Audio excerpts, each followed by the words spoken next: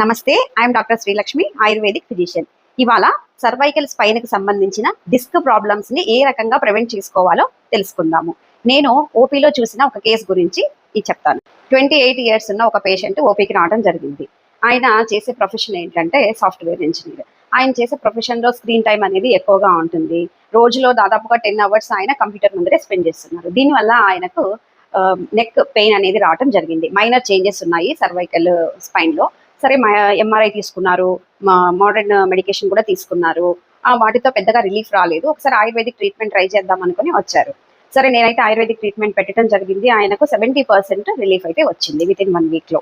ఇలాంటి సమస్యలు వచ్చినప్పుడు మనం ఏ రకంగా ప్రివెంట్ చేసుకోవాలి అనేది తెలుసుకుందాము.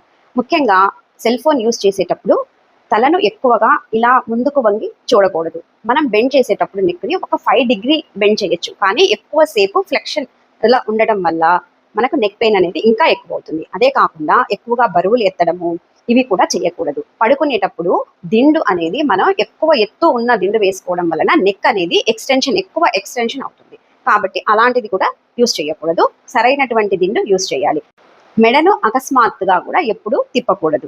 నెక్ స్ట్రెంథనింగ్ ఎక్సర్సైజ్ చేసుకోవడము, బాడీ ఫిట్గా ఉండేటట్టు చూసుకోవడము, ఇవన్నీ పాటించడం వలన నెక్ ప్రాబ్లమ్స్ రాకుండా చూసుకోవచ్చు.